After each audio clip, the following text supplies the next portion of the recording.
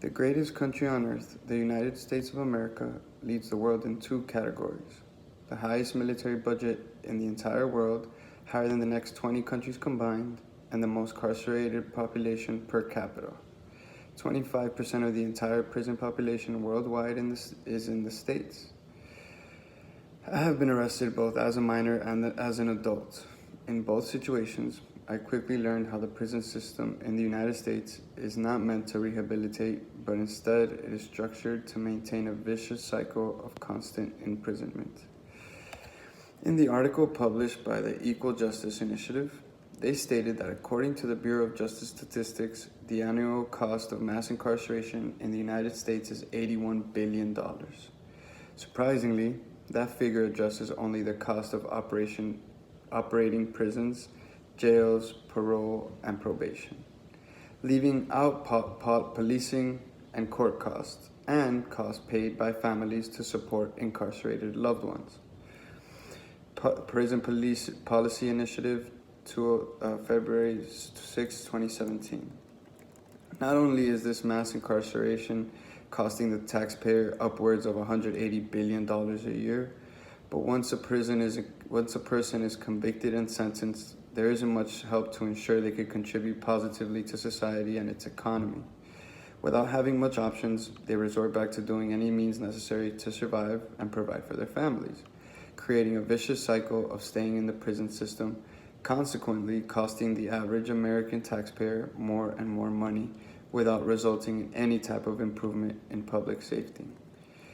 Change in legislation in the 80s and 90s gave birth to the prison industrial complex we have today. With the creation of mandatory minimums through the Anti-Drug Abuse Act of 1986 by the Reagan administration, and came longer prison sentences for non-violent crimes. The Violent Crime Control and Law Enforcement Act of 1994 by the Clinton administration allocated more money for prisons, but created something called as the three strikes law. If a person gets convicted of the same crime 3 times, he gets an automatic mandatory minimum of life in prison. A timeline of the rise and fall of tough on crimes drug sentencing, John Ehret, 2014. Kamba Smith was an unemployed woman who moved in with her drug dealer boyfriend. After he was murdered, she was charged with conspiracy to traffic all the drugs he left behind. Received a mandatory minimum sentence of 24 years. The harshest mandatory minimum sentences deal with non-violent drug crimes. This inevitably forces judges to harshly punish those who pose the least physical danger to communities. In turn, does this make our society safer? Brandon Center for Justice, 2018. These new changes in legislation have consequently affected minority groups such as African Americans and Hispanics the most.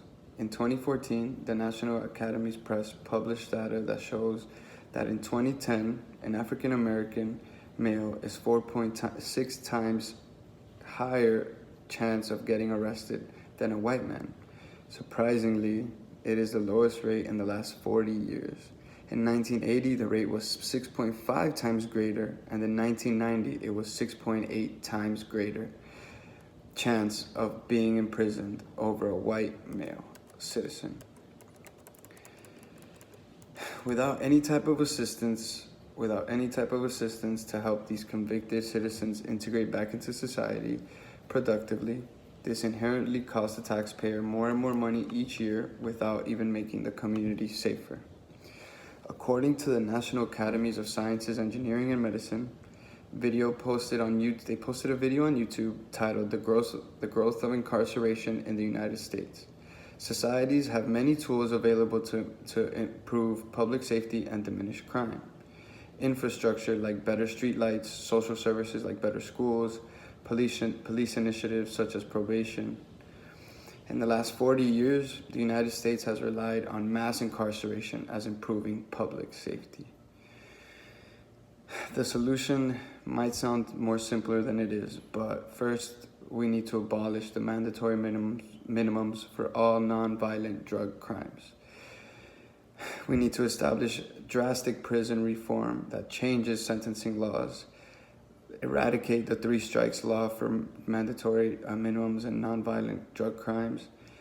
We need to create a rehabilitation system that allows ex-cons to reintegrate back into society safely and efficiently.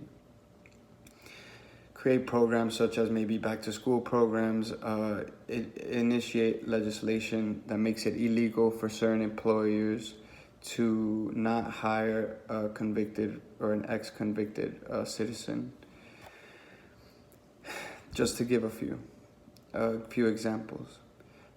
This will undoubtedly help criminals get out of the system and illegal lifestyle, causing less of the taxpayer money to be wasted on imprisonment.